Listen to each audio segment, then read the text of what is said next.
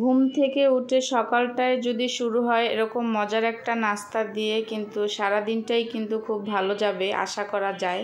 Hello everyone, আসসালামু আলাইকুম। আশা করি যে যেখান থেকে আমার ভিডিওটি দেখছেন সবাই ভালো আছেন এবং সুস্থ আছেন।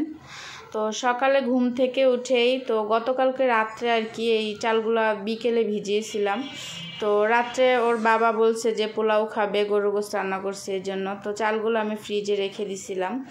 আর তারপর সকালে ঘুম থেকে উঠে আর কি আমি চালগুলা দিয়ে যে পিঠা বানাবো, এই জন্য ছিটা রুটি বানানোর কথা ছিল। তো সকালে ওর বাবা চলে গেছিলো, এই জন্য আর ওইগুলো বানানো হয় নাই। তারপর হচ্ছে এখানে যে গোল গোল করে চাপ কি বলে এটাকে, চিতই পিঠা, ওইটা বানিয়ে নিছি। আর এখানে গরুর গোশ ছিল আর হচ্ছে মুরগির গোশ ভুনা ছিল, ওইটা দিয়ে আমরা 3 মা ছেলে সকালের নাস্তাটা করে নিয়েছি। খুব মজার একটা নাস্তা। তো নাস্তাটা করে 1 কাপ চা না খেলে কিন্তু হয় না, তো চাটাও খেয়ে নিলাম। তারপর হচ্ছে গিয়ে এখানে দুপুরে রান্না বান্নার জন্য চলে আসলাম, যেহেতু গ্যাস থাকে না প্রত্যেক দিনের রুটিন এটা। তো এই জন্য একটা চুলা বন্ধ করে আর একটা চুলাতে কিন্তু আমি রান্নাটা বসিয়ে দিছি। তো এখানে এই যে আজকে যে মাছটা রান্না করব, এই মাছটার আমি নাম জানি না। যদি আপনারা কেউ জানেন এই মাছটার নাম, তাহলে অবশ্যই আমার কমেন্টে জানাবেন, বা কোন দেশে কী নামে ডাকে, এই মাছটাকে কী নাম বলে। তো আমি এটার নামই জানি না, কি বলবো। তো এটা হচ্ছে গিয়ে বড় বড় ঠোঁট হয় এই মাছটার আর কি, পানিতে নাকি ভেসে থাকে এই মাছটা। তো ওইটা এনেছিল, তো ওদিনকে বাজারে গিয়েছিল, কোনো মাছ পায়নি, এই জন্য আর কি এই মাছটা আনা হয়েছে। এই মাছটা কখনো ওর বাবা আনে না, বা আমি আনছি কিনা এগুলো আমার মনেও পড়তেছে না।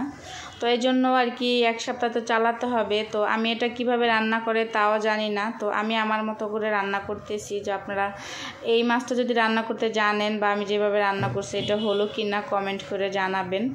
মাছটা একটু লম্বা লম্বা ছিল, তো এটা আমি 2 টুকরা করে নিছি। তারপর হচ্ছে গিয়ে এখানে আমি আলুটা মশলা কষিয়ে একটা আলু দিয়ে দিছি, তার সাথে আর কি চিকন চিকন করে কেটে আলুটা কষিয়ে তারপর হচ্ছে গিয়ে এখানে মাছ দিয়ে দিলাম। মাছ আর টমেটো একসাথে দিয়ে আমি এখন এটাও কিছু সময় কষিয়ে নিব। তারপর হচ্ছে গিয়ে যে কষানো হয়ে যাওয়ার পরে হালকা আর কি একটু পানি দিয়ে দিব। আমি মনে হয় একটু ধনিয়া পাতা দিলে বেশি ভালো হইতো, তো ধনিয়া পাতা ছিল না, এই জন্য একটু জিরা বাটা দিয়ে আমি মাছটা নামিয়ে নিয়েছিলাম। যদিও আমি মাছ খাই না, তারপরেও দিনটা একটু মুখে দিছিলাম আর কি দুপুরে। তো মোটামুটি কি ভালোই লাগছে মাছটা। তো কে কী রকম রান্না করেন, বা আমার রান্নাটা হলো কি না অবশ্যই কিন্তু আপুরা যদি জেনে থাকেন কমেন্ট করে জানাবেন। তো মাছটা তো রান্না করা হয়ে গেল। এদিকে হচ্ছে গিয়ে আমার ফেভারিট খাবার লতি, চিংড়ি মাছ দিয়ে লতি দিয়ে রান্না করব। এখানে হচ্ছে গিয়ে একটু গরম পানি দিয়ে তারপর হচ্ছে লতিগুলো দিয়ে দিছিলাম, আর একটু লবণ দিয়ে দিছি যাতে গলা না চুলকায়, এই জন্য আমি হালকা একটু লবণ দিয়ে দিছিলাম। তারপর হচ্ছে এখানে আমি এই যে লতিটা বসিয়ে দিব। তো এই জন্য আমি মশলা দিয়ে দিলাম, তেল দিয়ে তারপর হচ্ছে এখানে পেঁয়াজ বাটা, রসুন বাটা আর জিরা বাটা দিয়ে দিলাম। তো আজকে রান্না করতেছি আর ফাঁকে ফাঁকে কিন্তু অনেকগুলো কাজ করতেছি। কালকে মেহমান আসছিল, তাই জন্য কাচের জিনিসপত্র আমি ধুয়ে তারপর পানি ঝরানোর জন্য রেখে দিছিলাম। ওইগুলো যে জায়গায় যেটা ছিল ওইটাও কিন্তু এই যে রান্না করতেছি। যেহেতু গ্যাস নেই, অল্প অল্প গ্যাস, তো এই জন্য একটা চুলা বন্ধ করে আর একটা রান্না করতেছি। আর এইদিকে হচ্ছে গিয়ে এই কাজগুলোও করতেছি। তো একের ভিতর 2 যেটাকে বলে আর কি, রান্নাও হইতেছে আর এদিকে বাকি কাজগুলোও কিন্তু গুছানো হইতেছে। আর অল্প গ্যাসে দেখা যায় কি রান্না করলে ভালো লাগে না, এই জন্য আর কি একটু অসুবিধা হয়ে যায়। আর আগে ওর বাবা তো ভাত নিছে, এই জন্য সকাল সকালে কিন্তু রান্নাটা হয়ে গেছে। তো এখন একটু আলসা টাইপের হয়ে গেছি, যে দেরি করে যায় সকালে নাস্তা বানিয়ে, তখন আর কি দেখা যায় যে রান্না করতে আসে, তখন দেখা যায় গ্যাস চলে যায়। তো আমি এই যে ফাঁকে কিন্তু ওই কাজগুলো গুছিয়ে তারপর হচ্ছে গিয়ে আমি যে লতিটা পানি ঝরে রেখে দিছিলাম, এটা কিন্তু আমি ভালো করে কষিয়ে একবারে সামান্য পরিমাণ আমি পানি দিয়ে দিছিলাম, যাতে এমনিতেই গ্যাস নাই আর কি ইকো হবে না। যেহেতু এটা পোড়া পোড়া করবো আমরা, এভাবে লতিটা আর কি একবারে কড়াইয়ের সাথে লাগাই ফেলাই। তো এখানে একটা কাঁচা আম আমি কেটে নিছিলাম, তো ওইটা লবণ দিয়ে একটু রান্নার ফাঁকে আবার খেয়ে নিলাম। আর এইদিকে হচ্ছে গিয়ে আর একটা কাজ করতেছি, চিংড়ি মাছ নিয়ে আসছিল শুক্রবারে।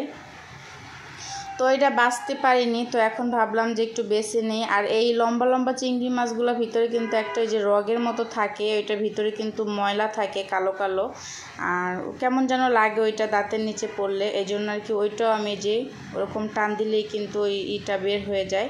তো চিংড়ি মাছটা আমি এই যে বেছে নিছি, এখন ধুয়ে আর কি যতটুকু পরিমাণ লাগে অতটুকু পরিমাণ আমি পোলটা করে রেখে দিব, যাতে নামিয়ে তরকারিতে দিয়ে দেওয়া যায়। আর এইদিকে ওই যে আমার ভাইয়েরা যে কাঁঠালের বিচি পাঠিয়েছিল আমাদের জন্য, তো ওইটা এখনও খাওয়া হয় নাই একদিনও। তো ভাবলাম আজকে ভর্তা বানাই, যেহেতু ওর বাবা পছন্দ করে, তো একটু ভর্তা বানিয়ে দিই যেহেতু সময় আছে। তো চিংড়ি মাছ বাছতে বাছতে আমার বিচিগুলো আর কি চুলায় আর কি টেলে নিছি আমি। আর হচ্ছে এদিকে আমি ভর্তাটাও কিন্তু বানিয়ে নিছি।